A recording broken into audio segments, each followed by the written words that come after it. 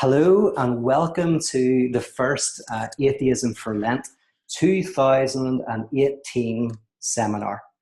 I'm saying the year because, my goodness, I have been running Atheism for Lent for over 20 years probably. Now, I don't do it every year, and there's probably been like 3 or 4 years, 5 years in a row where I haven't done it. But off and on, I've been doing this course for a long time. And I really feel that it was actually only in the last couple of years that I really got a mix that I'm very happy with. And we've been really growing. And, so thank you for being part of this. I really appreciate that. And I really hope that you get something out of this journey. The great thing is there's so many reflections that even if you don't like half of them, I'm hoping that there'll be some that you'll be like, oh, I found a thinker that I really love. And I'd never heard of them before, or an artist or a musician. So that even if you don't get anything existential from the course, my hope is that you get at least, you find someone else who's a kindred spirit, either in person, because I know a lot of you are meeting in person, or in terms of one of the reflections. Sometimes you find that a lot of your closest friends can be people who have been dead for hundreds of years. But they seem to understand you and enlighten your life and sometimes make you feel less alone. I hope that happens as we kind of progress. So thank you for being part of this. What I want to do today is, in one way, this might be the most important seminar of everything that we're going to do, because I'm going to try to articulate a little bit of this journey. Where are we going? What does it mean to, what does theological atheism mean? When I started this course, I didn't fully I didn't have the same kind of intellectual framework that I have now. And, I was very much, of course, 25 years ago, I was a lot younger and just starting this journey. But now I feel I can really, articulate what I'm doing in a deeper way. And in many ways, Atheism for Lent is the perfect way to understand my project, my life's work, to understand what Pyro theology is. I would say when I was in my early 20s, I got into kind of religious issues when I was in my late teens. But in my early 20s, I really started to go deeper. And I discovered some thinkers who would say things like, only an atheist can be a good Christian. So this guy Ernst Bloch said that, and only a Christian can be a good atheist. Right? And I read something of Heidegger's that was basically saying that there is an atheism that is closer to the Christian faith than theism. Or I came across Simone Weil, who again was talking about the theological purification of atheism. And I basically found various thinkers who were saying that the heart of theology might be atheism, or theology has a form of atheism that has to be wrestled with. Now, at the time, I didn't understand really what that meant, but it kind of appealed to me. There was something in that idea, even though I didn't understand it. There was something in it that felt right, that intuitively, I at least thought, I want to delve into that. I want to try to understand what that means. And for a long time, for many years, I studied around that kind of subject. Not always it wasn't that I was consciously studying that all the time, but that was definitely the recurring theme. And if it had been somebody in the pub, if I'd been down at the pub and someone said, oh, there's atheism is closer to the Christian faith than theism, I might not have thought about it. But the thinkers who were saying it were people that I respected. They were individuals who seemed to have deep insight, a deep understanding of the world and our place in the world. So not only did I intuitively did it intuitively appeal to me, this notion, but also the people who were saying it weren't dumb. They weren't stupid. They weren't just saying this for the sake of it. It was coming from a place of depth. It was coming from a place of intelligence and education and also activism. These people were committed. They weren't armchair philosophers. Many of these people, not all of them, but many of them were very active in their world, very active in trying to make the world a better place. So that phrase grabbed me. And just as I was thinking about doing this Atheism for Lent 2018, I kind of realized that, in many ways, Pyro theology is an expression of theological atheism. And you can see it in my very first book, How Not to Speak of God. And if you followed my work, you'll see how I've tried to develop and expand and deepen those ideas. So in this seminar, I'm going to try to articulate what theological atheism means. I'm going to distinguish it from new atheism. And also then at the end of this Lent period, I'm going to come back to these themes. So this seminar will hopefully help you kind of like understand how all of the reflections that you're going to do in the next 36 odd days, how those all connect and relate to each other. And then I'm going to call back to this original idea. And by the end of this 40 days, whether you agree with it or not, that's another thing, but you'll have a very deep understanding, I think, of what theological atheism is all about. So in order to do that, I'm going to primarily concentrate on the script, Making Love, which you had as, I think it was your third reflection. Now, before I get to it, I'll just mention your second reflection, which was Merrill Westphal's introduction to the book Suspicion and Faith. That book was very, very important to the development of atheism for Lent. And in fact, that's what gave me the idea. The subtitle of that book is Atheism for Lent. And Westphal, who's a conservative Catholic philosopher, he wrote that book with the firm conviction that reading some of the great critiques of Christianity and of religion in general is something that doesn't attack the life of faith, but actually enriches it, widens it, and deepens it. And that we misunderstand and we miss something important when we think that these people who question kind of religion are enemies. They actually might be our closest friends. And so from his perspective, he wrote this book that looks at Feuerbach, Freud, Marx, and Nietzsche. And he used them as Lenten readings. And in that book was kind of the first, kind of among the first books that helped me get a grasp of what theological atheism might be. So Merrill Westphal is saying that a lot of the atheistic tradition is critiquing a certain form or understanding of God. And it's an instrumental notion of God. God is an instrument that we use in order to kind of make our lives better. Whether it's an instrument to understand our place in the world, or because we're afraid of dying, or because we want to paint ourselves as the goodies against the baddies. We want, the universe to be on our side. For whatever reason, a lot of them are critiquing how religion can be used in a way that is kind of self-serving and self-interested, and that what we do is we create a God who is kind of in our image. So if hopefully you got from that introduction a way of reading and understanding some of the critiques of religion that we see in the Western tradition, which is the tradition I know best, that actually they're attacking something that is also attacked by the prophets in the Hebrew scriptures, that's also attacked by some of the great Christians of the last number of centuries.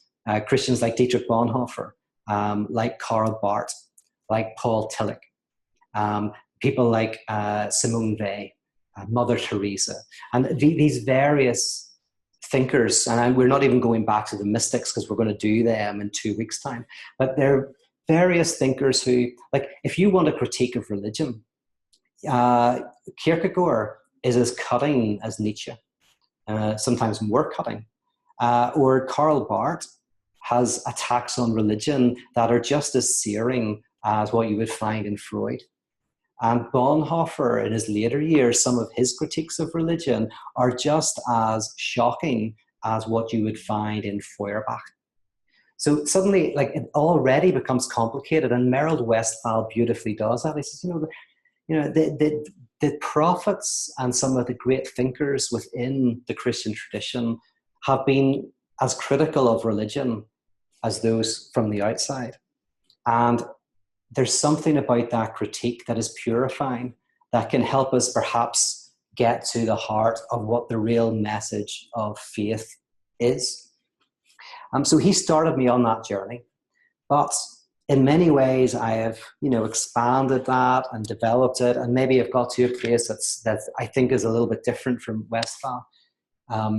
And some of the thinkers that have influenced me are people like Lacan and other Lacanians. So what I have tried to do in the script Making Love is articulate some of these ideas, what a theological atheism is. Now, it's very well hidden. So like on the surface, it's a film about love and desire and all of that. But actually, it is a film that tries to present the core of Pyro theology. So I'm going to give you a little biography of the movie, where it came from. I'm going to give you a little synopsis, and then I'm going to delve into the ideas. So in a nutshell, I wrote the script years ago. I can't remember how many years ago, but at least 5-6 years ago, on a plane ride. And I never work on a plane. I can never work on planes. I just feel too tired.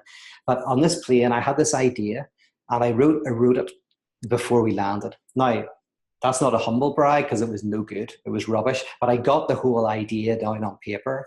And then I went to a hotel room and I reworked it.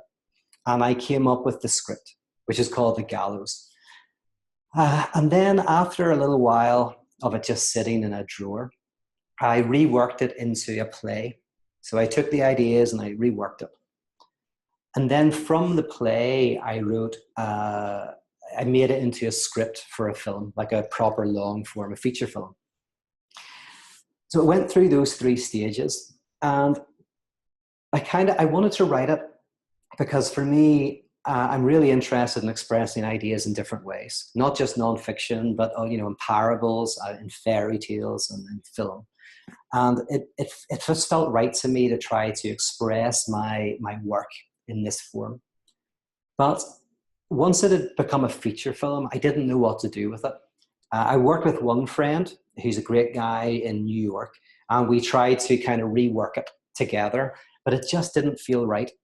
And it became much more of a thriller, and that was exciting, but we lost some of the central ideas. So I put it back into a drawer, and it was only a couple of years ago, it's probably 3 years ago now, whenever I met Helen. And Helen, she was in Los Angeles for she had a short film in a festival. And we got talking about films, movies, all of that kind of stuff. And she's a Rollins as well. She has I think it's French. The surname comes from France or something like that. So that was interesting. And we were talking together. And she understood what I wanted to do with the script. She grew up in France. She'd read most of the thinkers that I'd read. She understood inherently what the whole purpose of the script was. And so we spent a week together rewriting it and reworking it into what it's become now.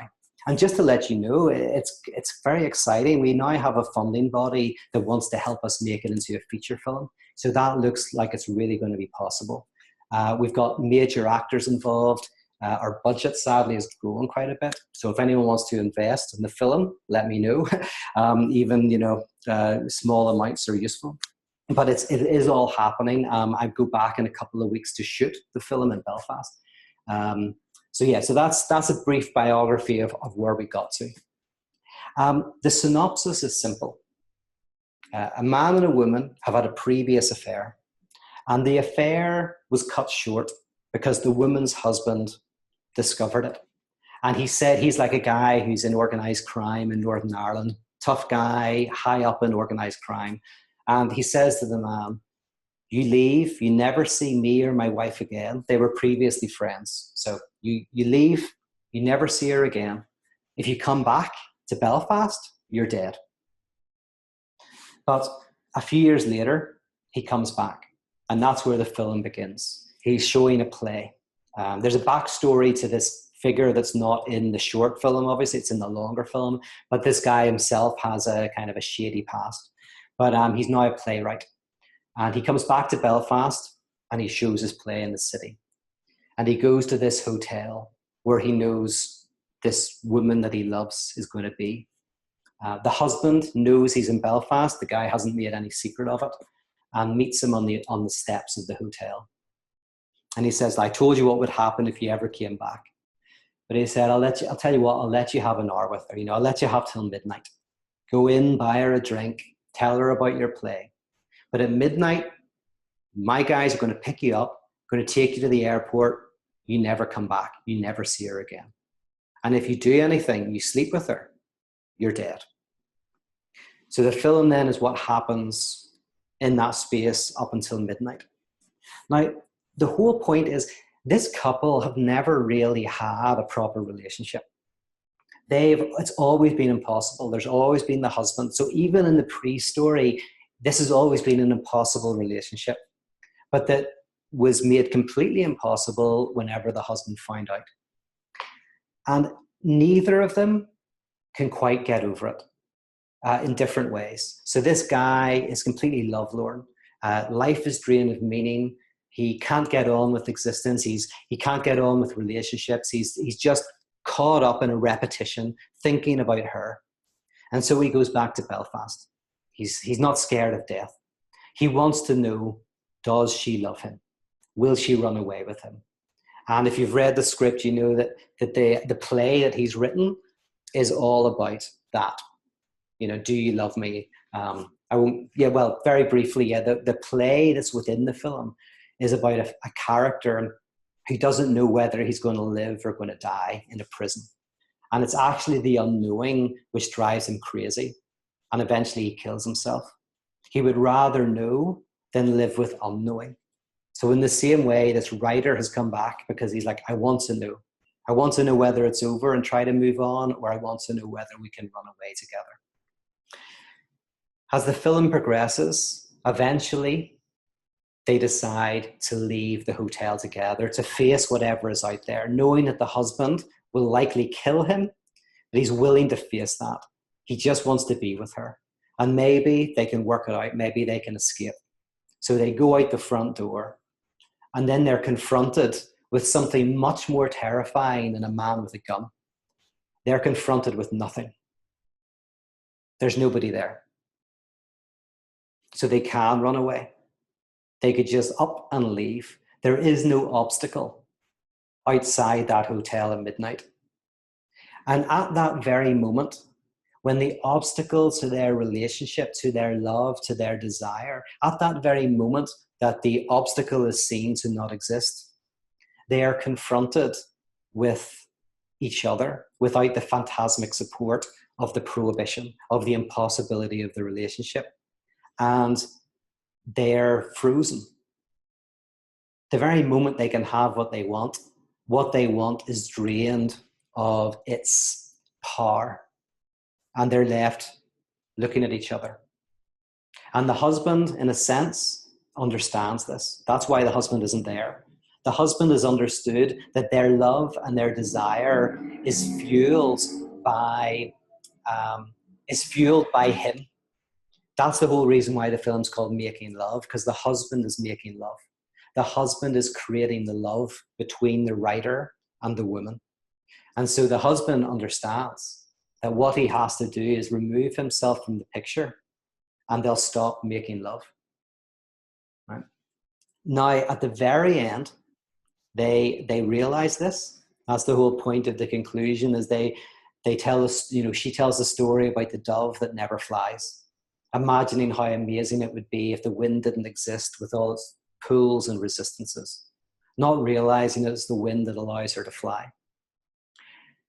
So they realize this. And then the very last line of the short, it's kind of ambiguous, but they both look at each other, and I can't remember who says it, but one of them says, well, who will stand in our way next? What will be the obstacle now? Because in a sense, what they're saying is, in order for us to continue to desire each other, we need an obstacle.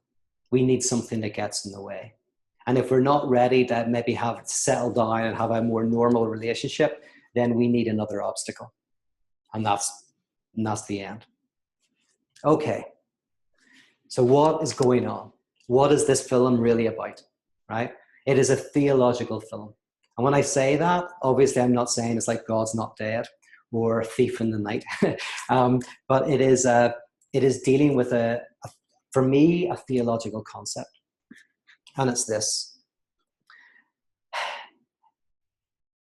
The man and the woman, because they have never had kind of a relationship without obstacle, all they've had is impossibility and not being able to be together, to not be able to consummate their relationship. What happens is a fantasy grows and grows, that if they could be together, everything would be incredible, everything would be amazing. The very impossibility of the relationship actually creates something. It creates this object, this idea that if they could be together, it would be incredible. So this impossibility generates something new, something surplus that doesn't actually exist, something that is only created through its impossibility. Now, there are kind of two ways that this can happen. We can call one castration and the other fear of castration. So castration is this in psychoanalysis, or one element, is that castration simply means that you have been, the thing that you want more than anything else that will make you whole and complete has been taken from you, is gone, right? Castration. So it simply means that you feel that you're lacking somehow, that you're incomplete, that your life is somehow a bit rubbish and doesn't work. And what happens is then you fantasize that there are other people who are non-castrated, who have the thing that could make you happy, whole, and complete. So you look at other people, maybe it's kids, that somebody's got kids, or somebody's married and you're single, or someone's single and you're married, or someone's got a particular job or doing a particular thing in their life. And you go, if only I could be married, if only I had kids, if only I was able to do that for a living, if only I was able to write that book or make that song, wow, then I would be happy. So castration is just a name for that experience of feeling that you're lacking something, and that someone else, then the fantasy is someone else has it. You know, if you break up with somebody, you're sitting there like really sad, unhappy, and then you're fantasizing the other person's out partying, having a good time, going out with people. You know, your mind fantasizes that the other is having a ball while you're not. You see this in Hollywood films all the time. The baddie is the one who's having a great time. He's the non-castrated other, and the hero is the one who's castrated, who's sad, who's like, so Batman has had his parents are killed. He can't have a relationship. He's unhappy. And, you know, the movie is like eventually they castrate the baddie, right? They take the baddie's surplus pleasure. And the Joker is a perfect example, because the Joker literally has a smile etched on his face, which is a beautiful symbol of excess pleasure. You know, it has the thing. But the other one I mentioned is fear of castration. And that's a little bit different. That is where something is kind of taken away from you. And as it's being taken away, it becomes very special. It takes on a phantasmic role in your life. So the example would be, if you have a kid and they're playing with a toy, it's just a regular toy. But if you remove the toy, if you take it away, sometimes the kid will just go, yeah, who cares? You know, I'll play with something else. But sometimes the child will start to really want that toy. The very act of taking the toy away doesn't just make them want the toy a little bit more, but actually makes the toy seem really special, really incredible, really something amazing. That's what the lost object is. In psychoanalysis, in a sense, the lost object is something that doesn't exist, but comes into existence through its very withdrawal from us. So think about the couple. The couple have never really had the relationship that they're imagining in their head. It is kind of like the constant withdrawal of something that kind of makes that relationship seem like it exists. They haven't had it, but it exists as a possibility, as a potentiality. The very removal creates it. So the lost object is a lost object because, in a sense, you've lost it. You don't have it. You don't have it. But it's lost even to itself because it doesn't actually exist. What it does is it kind of like influences your life. It transforms your subjectivity. It drives you. It does all of this stuff, but it doesn't actually exist. It insists. It's not an existent property. It's an insistent property in that it makes an impact in your life. Now, this is a cinematic representation of a very basic element of subjectivity. That when we're infants, when there's no self, right, we're infants in the world, we become a self through separation. And that's very often, obviously, our first sense of separation is from the mother. You know, we're feeding, we're literally born out of our mother. We're feeding on our mother's breast. We are kind of so connected with the mother that there is no mother without child. There is no child without mother. But then as you differentiate and separate, you start to become a self. So to be a self is to be not your mother, right? As soon as you become a self, it's like there's a me and a not me. There's a me and there's a my mother, right? So there's separation. And in that very experience of separation, you feel that you've lost something. You've lost this oceanic oneness. But you haven't, because you are created out of the separation. There is no you before the separation, because the separation creates you. The separation is what makes you a self and a subject. So what happens is you feel that you've lost something amazing and perfect and wonderful. But actually you haven't. It's a loss that is given you to yourself. It's a loss that has born you, that has made you who you are. And that means that all of us, to greater or lesser extents, and there are lesser extents, psychosis is an example of a lesser extent, but we feel a sense of loss that's connected with our subjectivity and our sense of self. And so we're very prone to imagining that there's something out there that can fill that lack, that can make us whole and complete. Now, in the story of the man and the woman, in this non-existent relationship, that the relationship they never had, in the kind of like the impossibility of it, that has become their lost object. The thing that they think, particularly from the man, it's very much, you know, shot from the writer's perspective.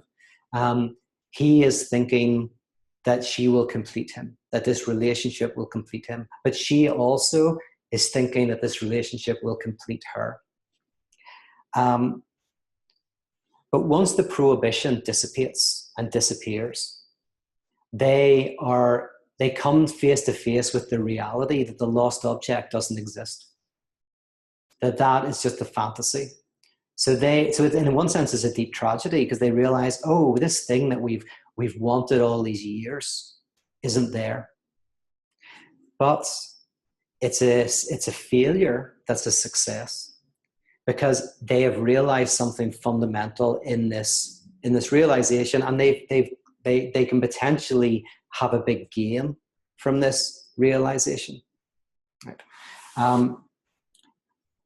Because what happens is they realize that, oh, the fun and the meaning of life is not found in the lost object, but it's found in revolving around it. In realizing that actually this non-existent gap at the core of our being is something that we need to enjoy, not get rid of.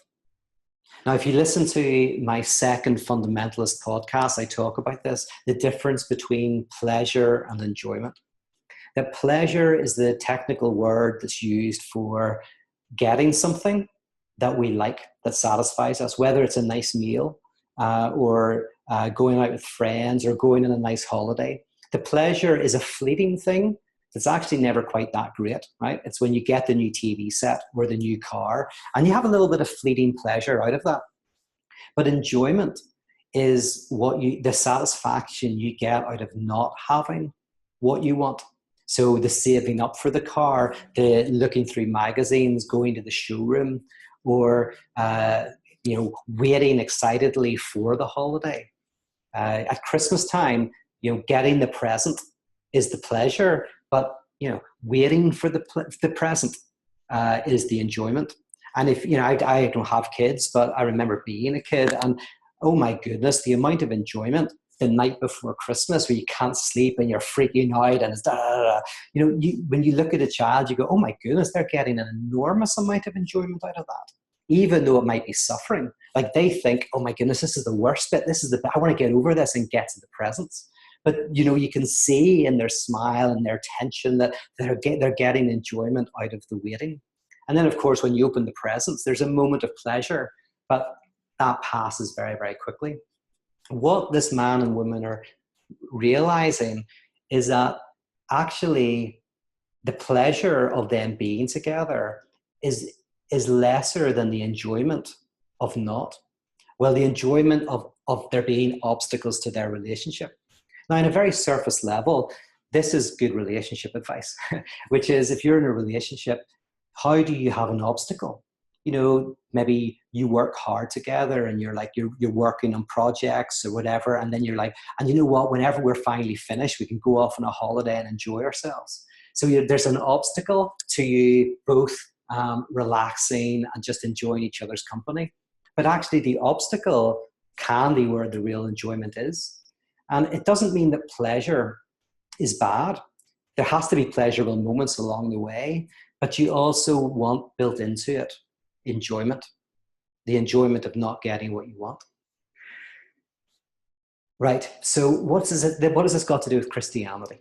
I want to say a few words about that, and then I want to see if you've got any questions.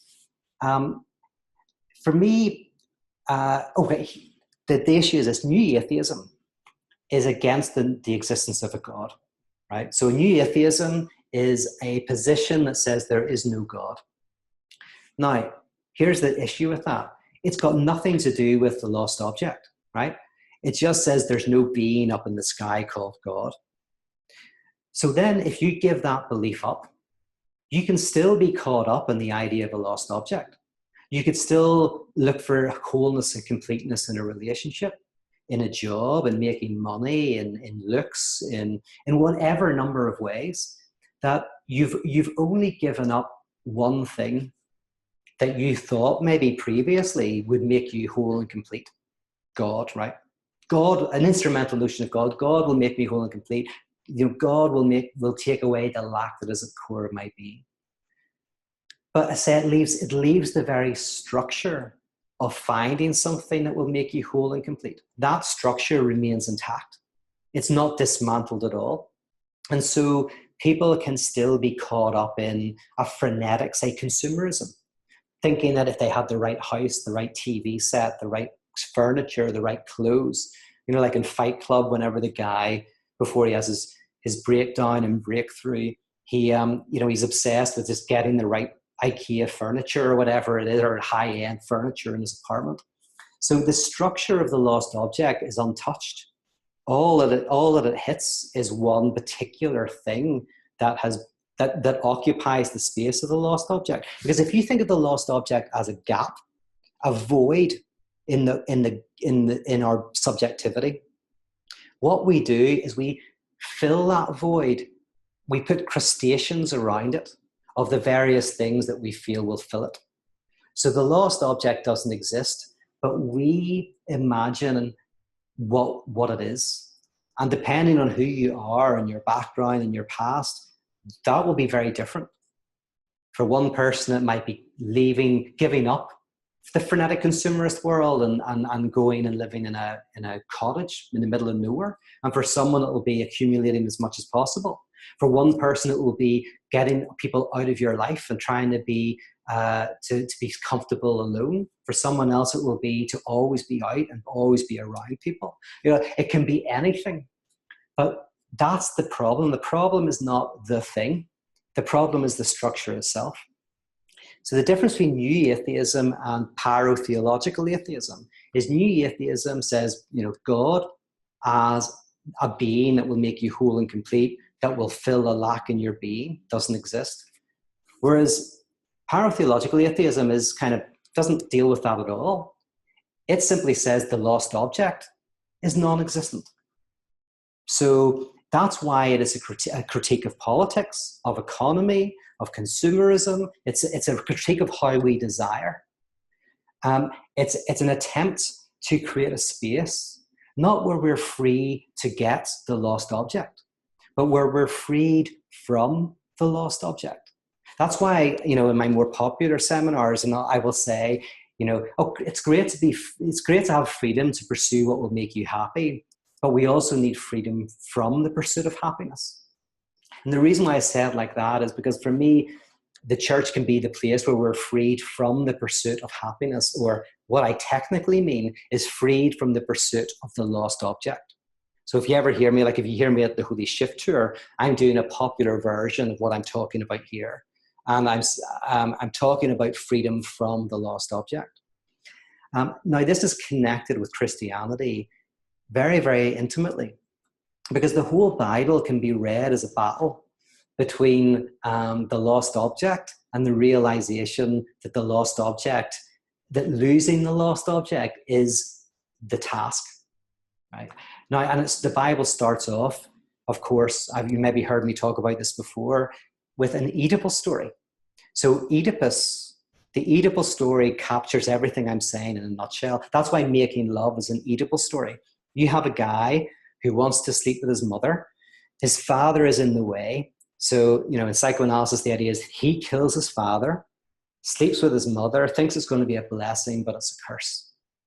And what that means symbolically, a way of understanding this, is that the mother represents wholeness, completeness, returning to the womb, returning to that oceanic oneness. The son wants to get back to that. The father is symbol of the prohibition that separates them. When you get rid of the prohibition, the son then sleeps with the mother, thinks it's going to be a blessing, but it's a disaster, it's a curse. It's awful, it doesn't work, which is exactly what happens in Making Love. Whenever they go out the doors of the hotel and there is no husband there, it's not the moment of victory. It's the moment of profound failure. The moment that they go, oh, this isn't wonderful. This is actually a bit of a disaster.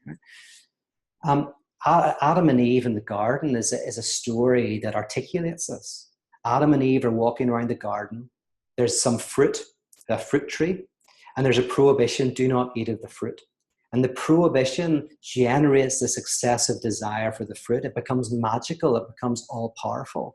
Adam and Eve break the prohibition. They take the fruit. They think they will be like God, whole and complete. That means, the serpent says, you will be like God. In other words, you will be whole and complete. You will lack the lack. If they eat the fruit, it's not a blessing, it's a curse. In psychoanalysis, the serpent is called the superego.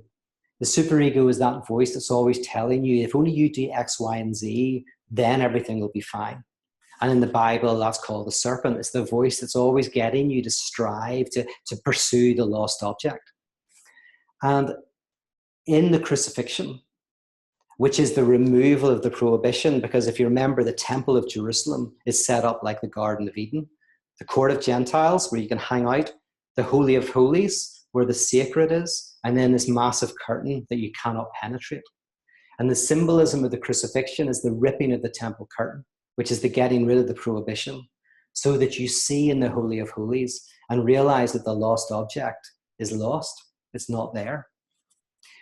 But then the realization that the sacred is not an object that you grasp, but the depth dimension in objects themselves. That's my book, The Divine Magician, in a nutshell. If you haven't read it, you've got the gist of it. And so, for me, the message of Christianity is freedom from the sacred as an object, as a lost object. The freedom to actually revolve around lack, removing the sting from it, of learning that there is an enjoyment in the eternal struggle to know, to change the world, to change yourself. That struggle is where the life and the dynamism and all of the energy is.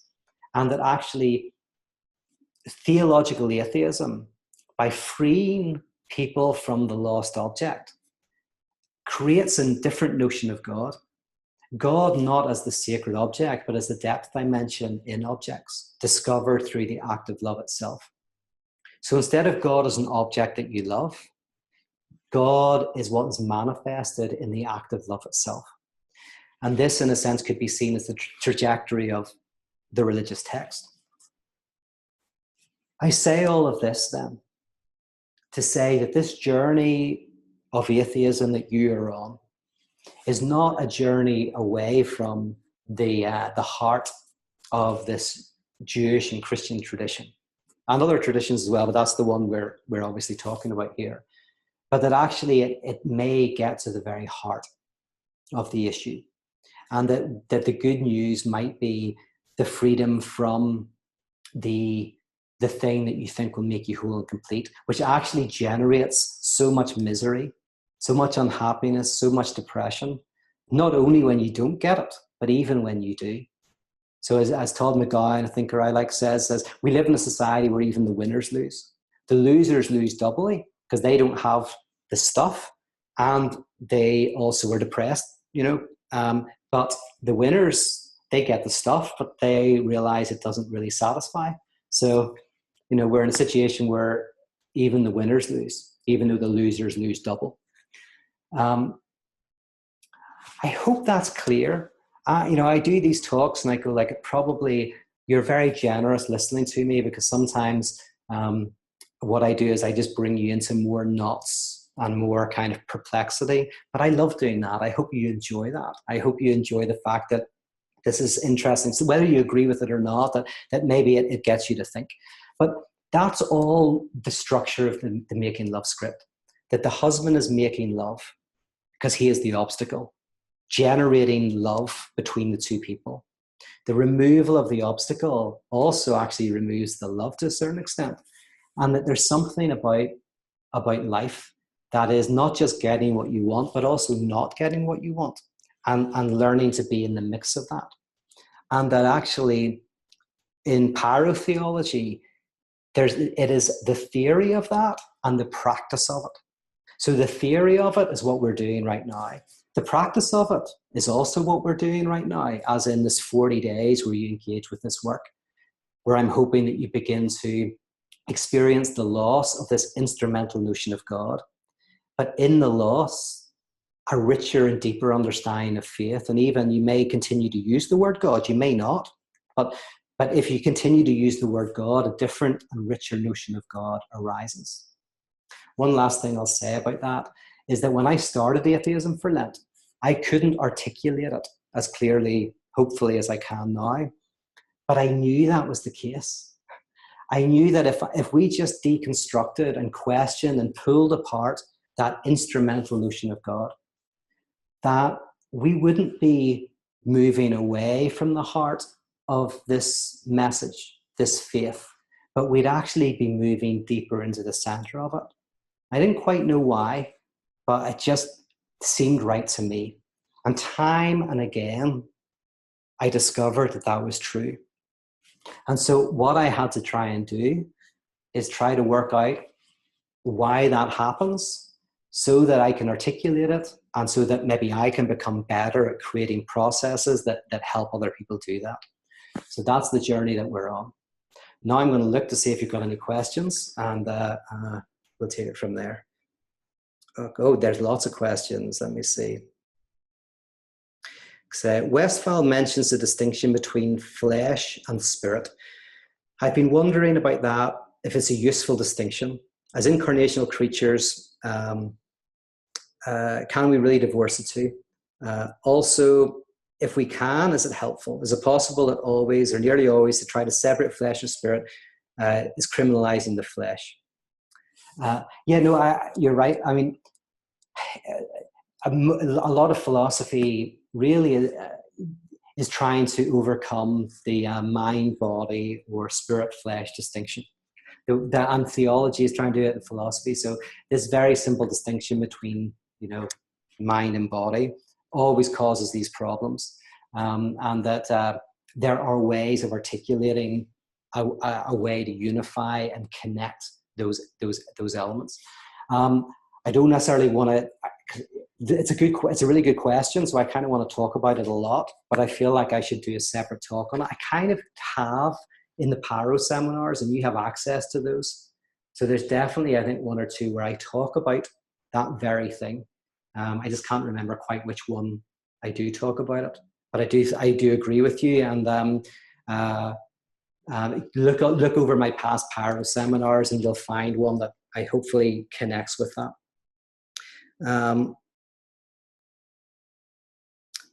Denise says, or Dennis, Denise, I'm terrible at pronouncing, so Dennis or Denise, depending. You're in marriage and family therapy. That's cool. The situation you're describing of the husband, the writer, and the wife is called triangulation. Yep. I assume that isn't new to you, but wanted to let you know that as I listened to the script and then your description today, sounded like any number of my clients' stories. A dyad is a very unstable relationship. The side you aren't telling in the story is how the husband is benefiting from the triangle.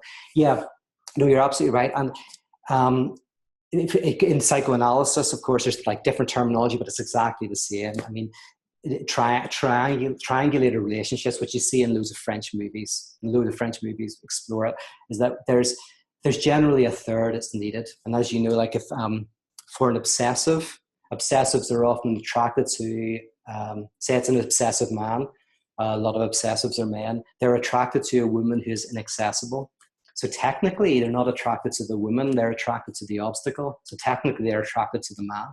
Because in one sense, it's the man who makes the woman attractive. And for an hysteric is often only attracted to the person they're going out with if they're jealous. As in, the hysteric has to be jealous because they have to fantasize someone who is taking away their partner, who is threatening. And so weirdly, when you meet jealous people, you think, oh, they don't want to be jealous. And of course, consciously, they do want to be jealous. But unconsciously, the jealousy is the solution to a problem. It's their way of maintaining desire for their partner. So yeah, just agreeing, like there's all these different ways that triangulation play out. In my third talk on love with Rob Bell, I talk a little bit more about that, just in relation to obsessives and hysterics, but there's loads of different ways it plays out. And my goodness, in family therapy, you're going to see it all the time. Angel says, shit, that was 10 years worth of timey therapy. Samsung Galaxy, I'm guessing that's not your name, but maybe the device that you're using, says, have you had any serious engagement with mimetic theory? And René Girard's work. Mimetic theory is incredibly important. I've read some Girard, and there was a Girardian I read. Oh, there's a great book called The Genesis of Desire I read many years ago by a Girardian. And so mimetic desire, again, fits so neatly into this. So it's very, very close. I use Lacan more than Girard. I like Lacan a bit more, but yes, Girard's mimetic theory, it's all in there. In fact, what was it today? We just dropped a Fundamentalist podcast today about fantasy, and I actually talk about mimetic desire. So that's cool.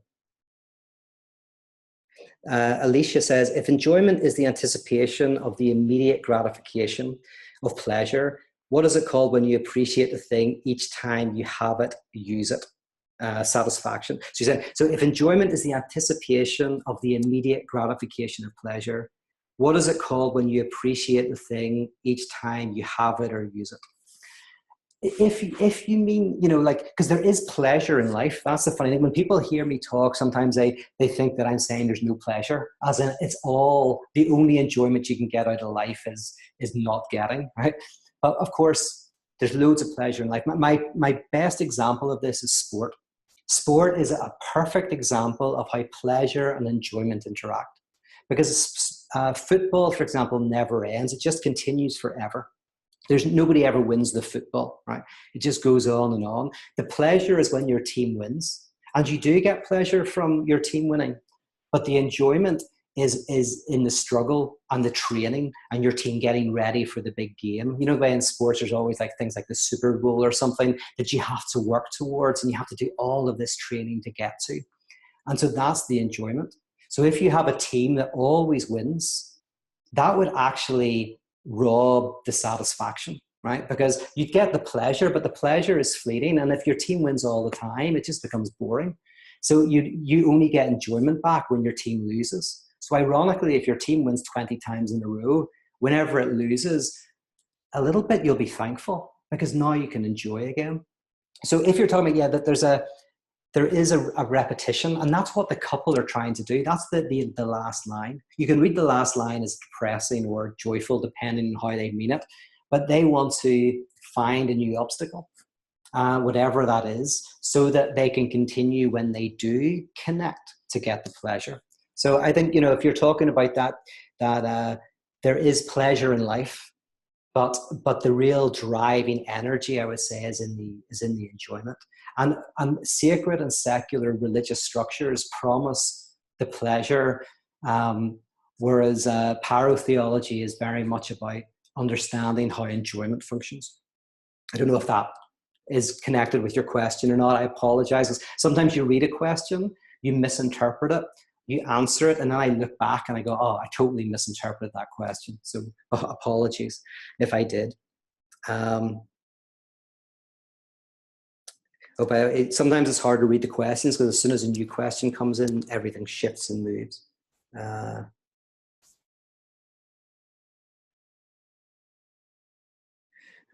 not going to be able to answer everything, so I'm kind of looking for ones that maybe are particularly pertinent. Oh, everything's moving.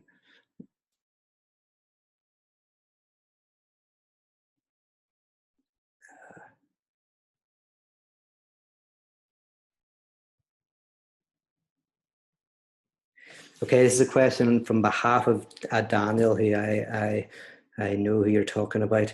He says, we desire to be complete. We have a sense of incompleteness. You suggest that this is impossible. The upshot is that we find completeness in our incompleteness. Yep. How is this not begging the question? We've all experienced striving for completeness and not grasping it. But how do we know that completeness isn't out there somewhere and we just haven't found it? He says, frankly, I agree with your position, but I'd like to hear a bit more of your justification of it. Yeah. Here is the interesting thing. The reason why, and this is the difference between like what I'm doing with Pyro theology and what you find, say, within evangelical theology. Like there's movements within confessional theology that says, yeah, you can't be whole and complete in this life, or at this point in our life or whatever. So conservatives often say, I have a whole chapter of this in my last book, so I'm trying to sum it up quickly. But you know that verse that says, we know in part, and we know in part, and then we shall know fully. We see as through a glass darkly. So conservative reading of that is the glass darkly is before the completion of the canon. So some conservatives say that incompleteness and not seeing and not fully knowing is connected to something in this life. And then others, more liberal, will say, no, that we see partly in our finitude as humans, but one day in the next life or whatever, we will know fully.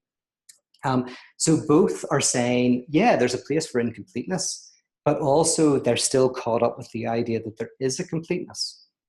Now, the radical move is a different reading of that verse, because it says we know in part, then we shall know fully, as we are fully known. And so the idea is they go like, well, look, the verse says that we shall know fully as we are fully known. But when I read that, I go like, yeah, absolutely. To fully know someone is to know that you don't know them. To fully know someone, just like in quantum mechanics, the more knowledge we have, like now that we know how superpositioning works and kind of the mathematical formulas for this, is that we understand that the more we know about the subatomic particle worlds, the more we don't know, the more that probability factors in, not as a lack of knowledge, but actually as part of the knowledge itself. So but you're asking, yeah, how do you, so the idea is, and psychoanalysis is very good on this, is it shows, theoretically speaking, that the object of desire requires the object cause of desire. So the pleasure principle requires reality principle. In other words, pleasure principle is you get what you want, and reality principle is what gets in the way of getting what you want. And so the idea is it's not just that you don't get what you want in some contingent way because your life hasn't worked out right or because you have to wait till the next life. It's that actually it can never work because pleasure enfools not getting. Not getting is enfolded into the very act of satisfaction itself. Incompleteness is enfolded, just like in the incompleteness theorem of Gödel in mathematics. The incompleteness is folded into mathematics. Or in quantum mechanics, the unknowing is folded into the knowing. In love, when you know someone fully, when you really know somebody, you know that you don't know them, that they are an infinite subjectivity. So this notion is actually pleasure has incompleteness folded into it, has lack of pleasure folded into it. Because if you fully got what you wanted all the time, you wouldn't want it. Now, I've done whole talks on that. So I would say, again, my Pyro seminars, I'm not trying to sell them to you because you have access to them all. Check out I think maybe my first couple of Pyro seminars, and they're all about that structure. So as I don't waste all your time now. But I want to argue that the difference between Pyro theology and other forms of confessional theology is that the incompleteness is not a contingent thing that we can overcome.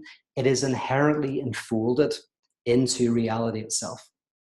And if you want to go very deep into it, you read someone like Alanka Sapanchek or Slavoj Žižek, and they, if you want to like really kind of try to get into why this is not just a contingent impossibility, but hard baked into reality itself.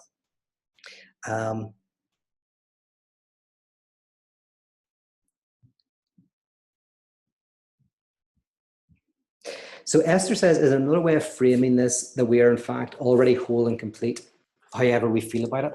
Right, here's the difference. And I know a lot of people who like my work do think that. So it's always difficult because I'm kind of now going to critique it, but I realize that probably everybody's going to turn against me now. And rightfully so, maybe I'm wrong. But the way I want to say it is actually, there's basically two ways of conceiving this. One is kind of a Jungian approach, which is there already is wholeness and completeness, and any disturbance within that wholeness and completeness is an external disturbance, an illusion, or an obstacle that we can get rid of. Or the idea that actually the idea of wholeness and completeness is that incompleteness and antagonism is hard baked into reality itself. So this is what's called ontology in philosophy. But like, think of it like evolution. The evolution, there's an antagonism in stuff, because otherwise nothing would evolve. Evolution is, in a sense, an ongoing incompleteness that creates all of this diversity and life and beauty. Also creates a lot of death. But if there was no antagonism in being itself, nothing would come into existence. All this stuff that we see wouldn't exist. So there's an idea in ontology that actually incompleteness is what's built into reality, and that's why there is everything that we see. But here's the trick. The trick is the incompleteness is enjoyable. The incompleteness is productive. It creates creates things and creates beauty and creates joy. So it's not about, you could think of the two options as, that you're either complete or you're incomplete. But the next option is, in your incompleteness, you're complete. In coming to terms with the antagonisms of life and being able to navigate them and use them, you find a real enjoyment and pleasure. And that's the difference between Jung and Freud. It's a difference between kind of like a confessional theology and, I would say, kind of radical theology. And it's a difference between progressive theology and radical theology, because progressive theology has at its base the idea of original blessing. But again, if you want to know more about that, whether you agree with me or not, that's totally fine. You don't have to. You can be wrong. I'm only joking. I did a talk on original sin somewhere. If you type in my name in original sin, you'll find it, and I go into more depth.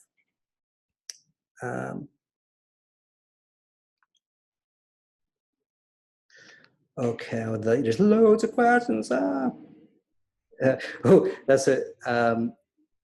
Oh yeah, Matt just asked me a very practical question. What's the word you've been saying? It sounds like crustacean or castration. I can't make it out. Yeah, castration. So castration, it used to be like, it had a biological meaning. Obviously, castration means, your genitals are cut off. But then it became symbolic.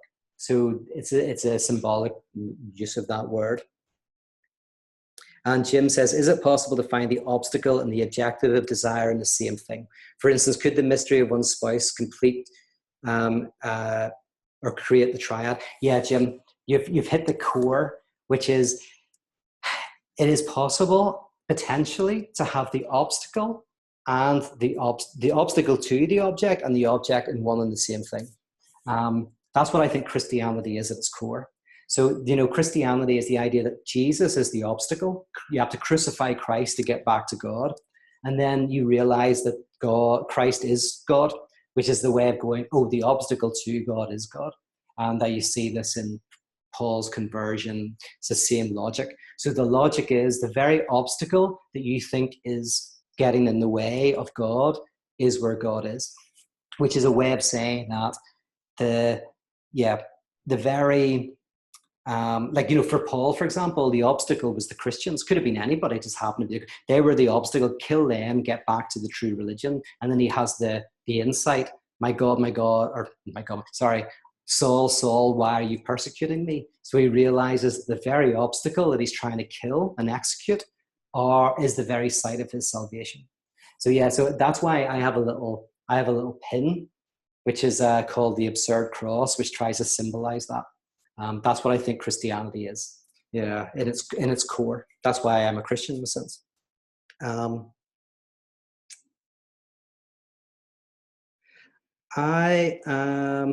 Jonathan says, isn't sin the obstacle of Christianity? Yeah, sin, that's why I'm a believer in original sin. Now, sin is not a moral category. It's not, so that's funny, like people think of sin as like doing something bad or whatever. Sin just means gap, separation. So sin means a lack. And so original sin means an original lack. So the existentialists understood this. Existentialism is kind of like an outburst from theology. The idea is that we experience a lack at the core of our being. And what we're trying to do is trying to fill that lack. So sin means the gap.